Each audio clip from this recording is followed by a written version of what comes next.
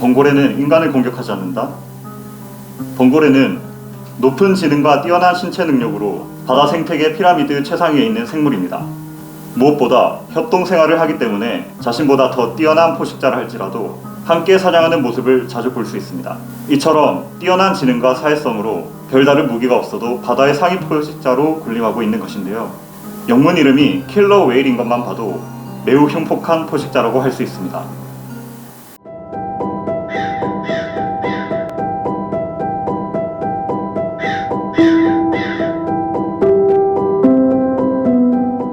높은 지능으로 거울 속에 비친 모습을 자신이라 인지할 수 있으며 굉장히 지능적으로 사냥을 하는 모습도 자주 포착이 되곤 합니다.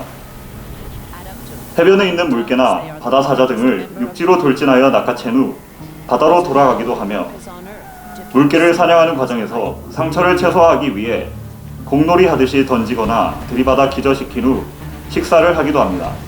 그리고 2008년 2월 20일 미국 샌디에고의 시월대에서 범고래 시저 도중 물 위에 앉아있던 사다새를 범고래가 사냥하는 장면도 목격되었습니다. 또한 미국의 어느 한 워터파크에서 자신의 먹이를 뱉어놓고 그것을 먹으러 내려온 바다새를 사냥하기도 했습니다. 이 방식은 며칠 뒤 수족관에 있던 모든 범고래에게 전수되었고 수족관이 깃털로 아수라장이 되었다고 합니다. 상어나 고래를 사냥하기도 하는데요. 바다의 포식자라 불리는 백상아리를 공격해 지방이 풍부한 간만 빼먹기도 합니다.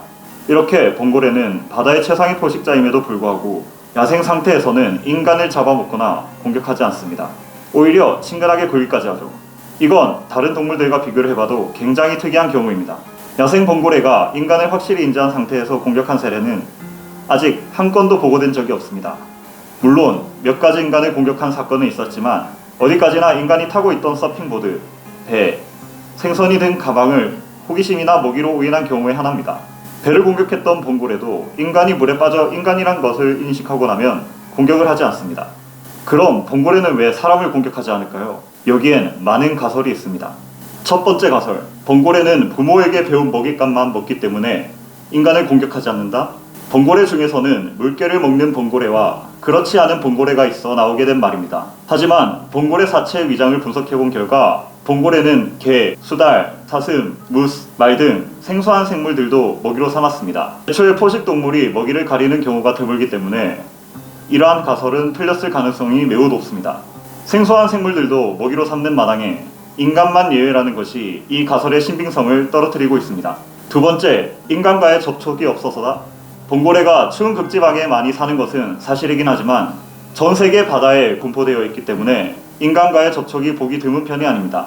당장 일본 주변 해역만 해도 2000여 마리 이상 사는 걸로 추정이 됩니다.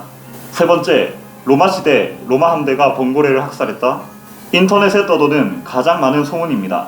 범고래가 로마 시대 사람을 공격해 당시 범고래 학살을 했다는 이야기입니다. 그래서 범고래 사이에서는 인간을 절대 공격하지 말라는 이야기가 범고래 사이에 대대손손 퍼졌다는 것입니다. 하지만 당시 항해술은 대양 항해가 불가능했을 뿐만 아니라 기술적으로도 포경이 불가능했습니다. 그리고 당시 로마는 주변에 게르만, 페르시아 등 수많은 외적이 있는 상황에서 범고래를 굳이 잡을 이유가 없었습니다. 또한 문자와 학교 등 체계적으로 전문적인 교육을 하는 사람조차도 문맹률이라는 것이 존재하는데 교육 방식이 훨씬 단순한 범고래가 자손에게 학습을 시킨다고 해도 모든 범고래가 100% 똑같은 행동을 보인다는 것은 불가능에 가깝기 때문입니다. 이 가설은 학계에서조차 언급된 적이 없는 헛소문이며 한국에서만 퍼진 루머일 뿐입니다. 다만 로마가 범고래로 인해 피해를 입은 가족은 있지만 특별히 사냥을 했다는 기록은 없습니다.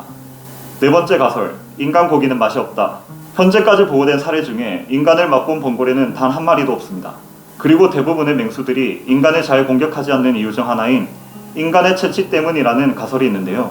실제로 인간은 채취가 심한 동물에 속합니다. 그렇기 때문에 먹지 않아도 맛을 알 수 있을 정도라는 설이 돌고 있으나 고래는 코가 분기공이 되면서 후각이 퇴화했기 때문에 이 가설 역시 가능성이 높지 않습니다.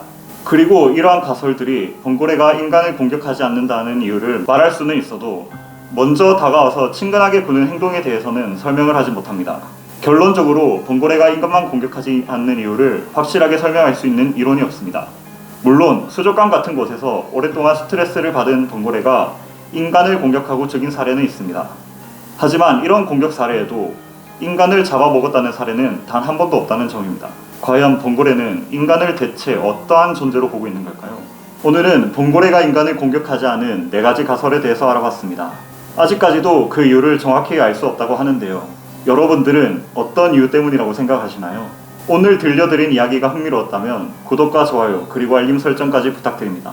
지금까지 미스터리 스튜디오였습니다. 감사합니다.